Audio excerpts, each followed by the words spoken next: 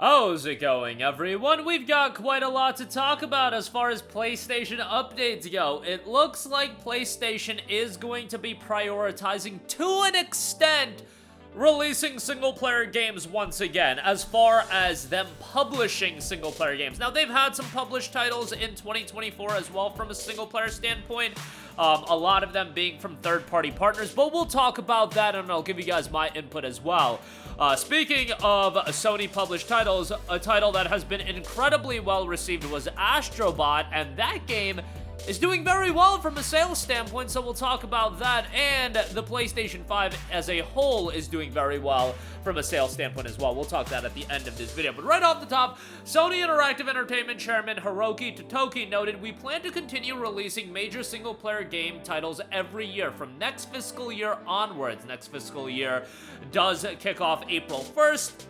Sony will be publishing Death Stranding 2 and Ghosts of Yotai for 2025. Ghosts of Yotai for 2025. Both of those games are confirmed for 2025. Now, Death Stranding 2, it's a Sony published game. Obviously, it is being done by Kojima Productions, which is not a Sony-owned team. Death Stranding 2 is somewhat similar to something like a Rise of the Ronin or a Stellar Blade, but Death Stranding does also run on Guerrilla Games' engine, so take that for what you will. I mean, Death Stranding 1 just dropped on Xbox, so yes, it took quite a few years, but the gravitas of Death Stranding being a straight-up exclusive, that is up for debate, but Ghosts of Yotai, that will be a first-party published title in 2025.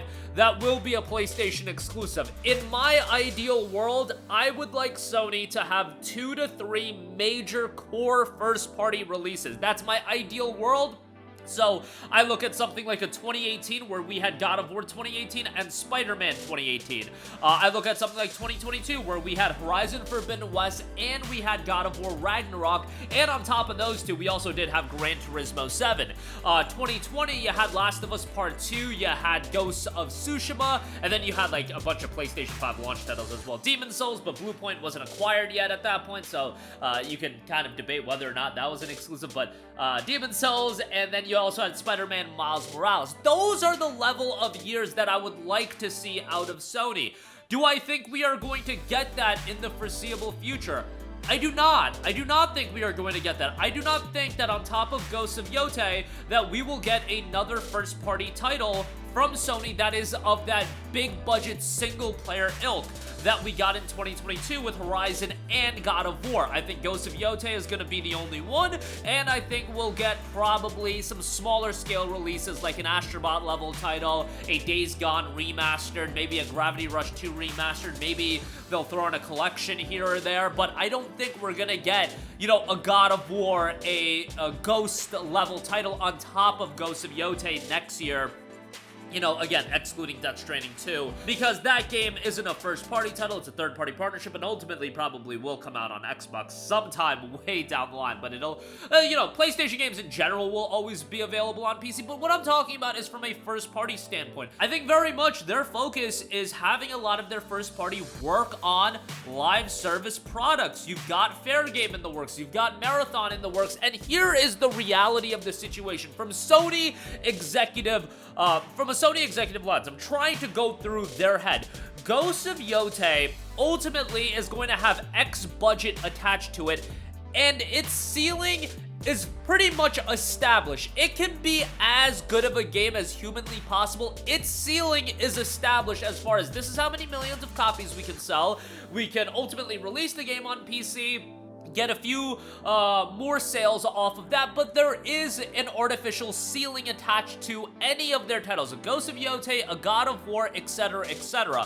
What they really want is a game with no ceiling attached to it and something that can create residual revenue forever, and they almost try to create a residual revenue stream off of their single-player game releases, again, by doing things like releasing the game on PC. You're monetizing the game once again by doing something like a Horizon Zero Dawn remastered. You can continually monetize the same game over and over again. The live service titles offer them a way to try to chase after that bag and in a way to release a game without any cap, without any real ceiling. Now, ultimately, yes, the game has no ceiling. Concord had no ceiling. It could have been an enormous game that generated millions upon millions of dollars of revenue every year, but ultimately, you saw how that game turned out. I think we're in for a rude awakening with Fair Game as well. You saw how Last of Us Factions turned out. I personally believe that maybe it would be best to stick with what you know, have that artificial ceiling cap that a Ghost of Yotei, a God of War, a Horizon is going to have, but at the same time, release games that get people excited, build some goodwill with your audience again. But this is the reality of the situation when you have no competition. You don't need, there is no goodwill that you really need to establish anymore because Microsoft has destroyed a lot of their goodwill. You're kind of chilling, doing what you do. You can release one big single-player game of the a year, and then you can shift your focus to games that actually have the potential, keyword there, potential. Concord had the potential to create a new revenue stream for them. Will it ultimately? I would venture to guess no. I don't think Fair Game is going to turn out well. I don't think a lot of their live service games are going to turn out well, but who knows? Ultimately, we can't say for sure, you know?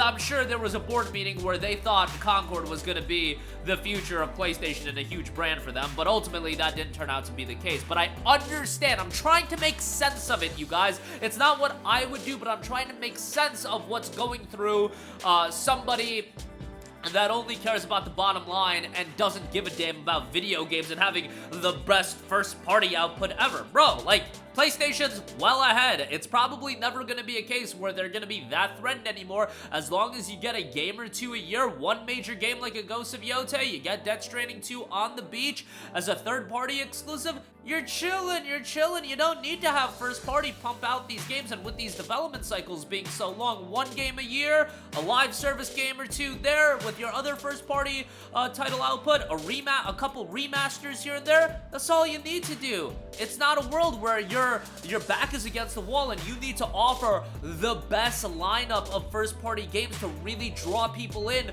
to your platform versus the other platform. We're not in that world anymore. Those days are long gone, and I don't think we're ever gonna go back to that world. In fact, you've got Microsoft dropping their games on your platform. You're chilling. Now, from their standpoint, it's about how do we make more money? How do we generate even more revenue? And how do we increase that ceiling for these games? Live service games can increase the ceiling. Ghost of Yotei isn't going to increase no ceiling. That's just the reality of the situation. As much as I want to play a game like that, I would love an Infamous remake. I would love a new Ratchet & Clank. I would love 2 to 3 major first-party titles. You guys remember 2009 where we got Killzone 2, Infamous, Uncharted 2, Ratchet Crack in Time, all in the same year. Demon's Souls, all in the same year. Those days just aren't going to be happening anymore with a variety of reasons. The fact is, development times are way longer than back in 2009, where a Naughty Dog could pump out Uncharted 1, Uncharted 2, and Uncharted 3 in the span of 4 years, where in the last 4 years, Naughty Dog's total game output as far as new games go is zero, a couple remasters, and a canceled game. So obviously the game has changed, and then on top of that, you do have so much priority being put on live service games. It's a double whammy as far as that's concerned. Longer dev cycles and a prioritization of live service. I think we're gonna have to go through Sony taking a lot of L's. It's not just gonna be the Concord L, because when you're in the live service market, you already are going into it with the intent that some of these games are gonna flop. You can't at any time expect every game to pop off as far as a live service game goes, but you need 1, you need 2, you need 3, you need a couple of them to pop off, and then you're chilling. You're gonna be generating revenue for years and years. Unfortunate, but you gotta go through this. I hope that the market corrects itself at some point, but what do I know? That's just where we're at as far as this is concerned. But I think people are gonna look at something like this, and then they're all of a sudden gonna think that, oh my goodness, we're gonna get major Sony titles every year again, and multiple of them. I just don't think that's gonna be the case, at least for the interim. I would love to be wrong. You guys know I would want nothing more than to be wrong about that and get multiple first-party PlayStation big exclusives like that. I just don't think that is going to be happening anytime in the near future. But Also, they are going to be putting out smaller scale games, which I think is totally fine. And guess what? You know what? One title that has been received so well, Astrobot. And Astrobot has sold 1.5 million copies during its first 9 weeks. That means it's selling better than Demon's Souls, Ratchet Rift Apart, and Returnal. Now, to be fair, those games all came out while the PlayStation 5 had a much, much smaller audience to potentially sell to, given that the PlayStation 5 wasn't in as many hands. They do note that 37% of those 1.5 million buyers are from new users. Now, that number, as far as new user, that is someone who hasn't purchased any other first-party game in the past 2 years, but did choose to pick up Astrobot. First-party titles would be titles like Marvel Spider-Man 2, so that's kind of surprising, but Astrobot, the idea of that game is to kind of target a newer audience as well that wouldn't be picking up every PlayStation first-party release. It does cater to that audience. It's trying to cater to multiple audiences in the sense that Astrobot's also a game that it's a love letter to those that have been with PlayStation for a long time and having so much showcase with these past franchises, but at the same time, accessible, family-oriented style of game that I do think PlayStation could use a big mascot. I thought Sackboy was always going to be that mascot, but looks like that's shifting to Astrobot. And you know what? I would love like an Astrobot game at some point where it's like Sackboy as the main villain, and Sackboy wants revenge on Astrobot for taking his spot as the family-friendly mascot. How great would that be? Tell me that isn't money waiting to be printed. Astrobot versus Sackboy? That would be money. Like evil Sackboy going after Astrobot? I mean, Sony, I'm giving you a free idea here right now, but I'm sure that won't happen anytime in the near future if it does. And Sackboy Big Adventure, to be fair, did come out in 2020, but you know, I really do think Astrobot is going to take the role of the family-friendly mascot for Sony. Lastly, it was noted that Sony has shipped 65.5 million PS5 consoles, which brings it in line with the PS4, which is an incredibly successful number. However, I feel like Xbox has such a far lesser presence this generation than it did last generation, so you would think the number would be up, but I also think a lot of that Xbox audience has just shifted to PC, and I think there's been a larger shift to PC in general over the last few years that, you know, still rocking 65.5 million PS5 consoles in line with what you did with the PS4. I still think that's incredibly successful. Obviously is incredibly successful, and I'm sure the PS6 is going to be incredibly successful as well. PlayStation's got nothing to worry about, and I think that's one of the main reasons why they can let their foot off the gas on their first-party output. It's because they have nothing to worry about. Their back isn't against the wall anymore. They're straight chilling, you guys.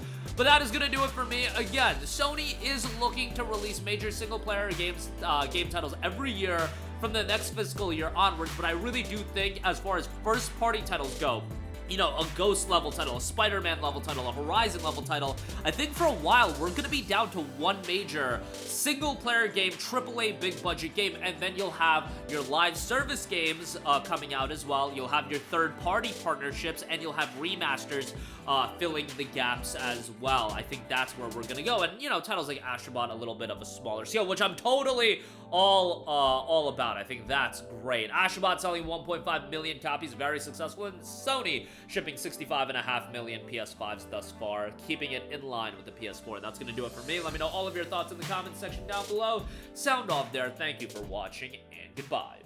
Hey guys, we hope you enjoyed the video, and if you did, make sure to hit the subscribe button, and if you're already subscribed, do us a favor and hit the bell icon. This way you'll be notified whenever we post a new video. That's the best way to keep up with all of our uploads, and we usually try to upload 2 videos a day. And with the bell icon hit, you'll be notified whenever we do upload a video. As always, thanks for watching.